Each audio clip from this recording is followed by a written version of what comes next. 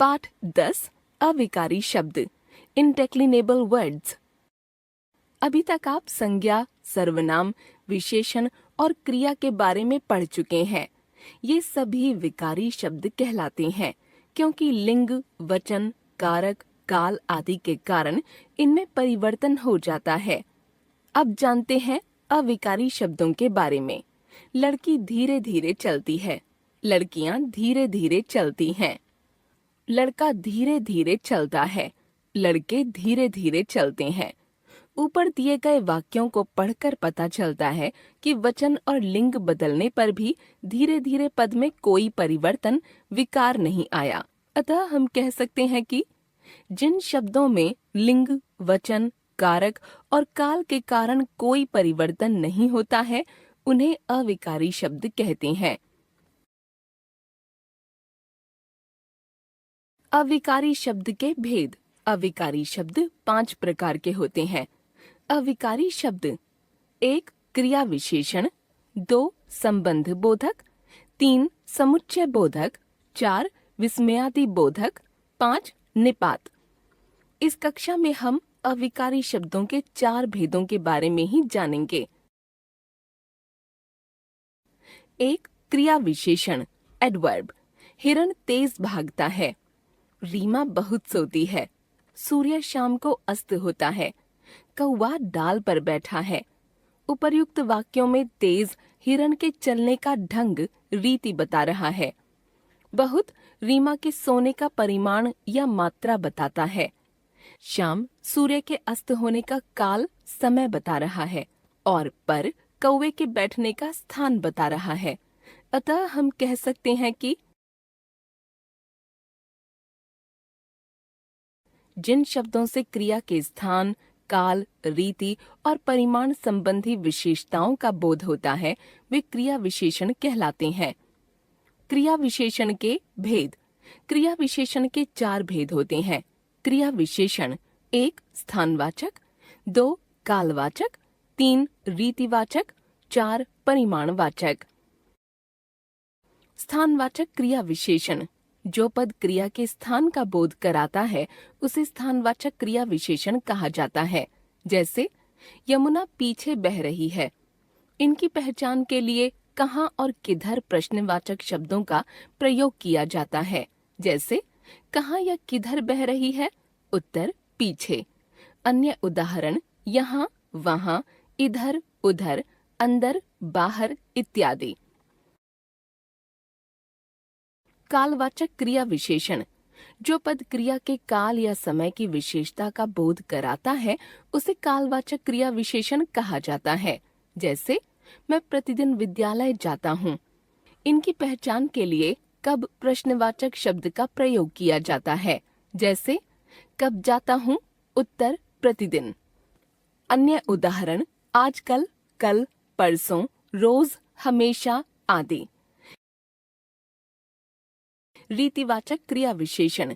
जो पद क्रिया के होने की रीति या विधि संबंधी विशेषता का बोध कराता है, उसे रीतिवाचक क्रिया विशेषण कहा जाता है। जैसे बिल्ली धीरे धीरे चलकर चूहे को पकड़ती है। इनकी पहचान के लिए कैसे प्रश्नवाचक शब्द का प्रयोग किया जाता है। जैसे कैसे पकड़ती है, उत्तर धीरे धीरे। अन्य उदाहरण तेज, अच्छा, अचानक, ध्यानपूर्वक, शांतिपूर्वक, रोते रोते आदि। परिमाणवाचक क्रिया विशेषण। जो पद क्रिया की मात्रा या परिमाण के संबंध में बोध कराता है, उसे परिमाणवाचक क्रिया विशेषण कहा जाता है। जैसे गिलास में दूध कम है। इनकी पहचान के लिए कितना प्रश्नवाचक शब्द का प्रयोग करते हैं। जैसे दूध कितना है, उत्तर कम। अन्य उदाहरण थोड़ा, ज्यादा, अधिक, लगभग, बहुत आदि। हम जान गए क्रिया विशेषण। क्रिया की विशेषता बताने वाले शब्द क्रिया विशेषण। क्रिया विशेषण के 4 भेद। स्थानवाचक, कालवाचक, रीतिवाचक और परिमाणवाचक। स्थानवाचक क्रिया विशेषण क्रिया के होने के स्थान का बोध करवाना। कालवाचक क्रिया विशेषण क्रिया के काल या समय का बोध करवाना। रीतिवाचक क्रिया विशेषण क्रिया की रीति या विधि का बोध करवाना। परिमाणवाचक क्रिया विशेषण क्रिया की मात्रा या परिमाण का बोध करवाना। संबंध बोधक प्रेपोजिशन। मेरे घर के सामने पार्क है। मैं रोटी के साथ सलाद खाती हूँ। उपर्युक्त कथनों में के सामने, के साथ शब्द घर तथा रोटी के बाद आए हैं। घर और रोटी संज्ञा शब्द हैं। के सामने और के साथ शब्दों ने संज्ञा शब्दों के साथ लगकर उनका संबंध अन्य शब्दों अर्थात पार्क और सलाद के साथ दर्शाया है। ऐसे शब्दों को संबंध बोधक कहते हैं। अतः हम कह सकते हैं कि जो शब्द वाक्य में संज्ञा या सर्वनाम के बाद लगकर उनका संबंध दूसरे पदों से प्रकट करते हैं वे संबंध बोधक कहलाते हैं। अन्य उदाहरण के कारण, के साथ, के बाहर, के भीतर, के मारे, के पीछे, के पास, से दूर, के वास्ते, की अपेक्षा, की तरह, की ओर, के बिना, की जगह, के अनुसार, की तरफ, पूर्व, पश्चात, उपरांत, विपरीत आदि। सामान्य रूप से संबंध कारक के चिन्ह का, के, की संबंध बोधक शब्दों से पहले लगते हैं। कुछ अन्य उदाहरण शेर को देखकर डर के मारे उसने आंखें बंद कर लीं। ठंड के कारण मुझे बुखार हो गया। मैं बस से उतरकर स्कूल की तरफ चल पड़ा। रीमा दादी जी के साथ मंदिर गई। हम जान गए संबंध बोधक। जो शब्द संज्ञा या सर्वनाम के बाद लगकर उनका संबंध दूसरे पदों से प्रकट करें, संबंध बोधक। संबंध बोधक शब्दों से पहले संबंध कारक के चिन्ह का, के, की लगना। समुच्चय बोधक कंजंक्शन। माताजी और पिताजी खाना खा रहे हैं। वह गरीब है लेकिन भीख नहीं मांगता। उपर्युक्त वाक्यों में और तथा लेकिन शब्द दो शब्दों या दो वाक्यों को जोड़ रहे हैं। ऐसे शब्दों को योजक या समुच्चय बोधक कहते हैं। अतः हम कह सकते हैं कि जो शब्द दो शब्दों, दो वाक्यों या वाक्यांशों को जोड़ते हैं उन्हें समुच्चय बोधक या योजक कहा जाता है।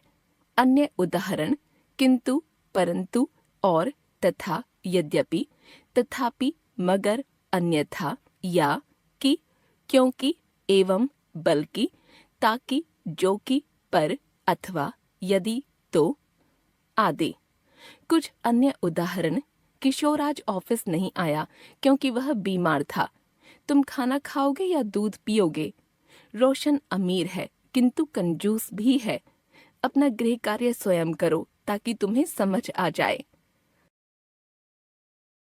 हम जान गए समुच्चय बोधक दो शब्दों, वाक्यों या वाक्यांशों को जोड़ने वाले शब्द समुच्चय बोधक।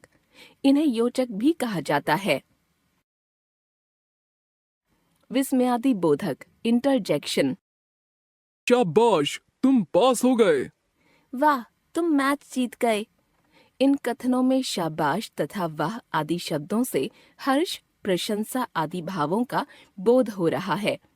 ये विस्मयादि बोधक शब्द हैं। इनके साथ चिन्ह प्रयुक्त होता है। अतः हम कह सकते हैं कि जो शब्द हर्ष, शोक, घृणा, भय, क्रोध, लज्जा, खुशी आदि मन के भावों का बोध कराते हैं उन्हें विस्मयादि बोधक शब्द कहा जाता है। अन्य उदाहरण आह, उफ, बाप रे, हाय, अजी, काश, हे राम, हे भगवान, सावधान, खबरदार आदि।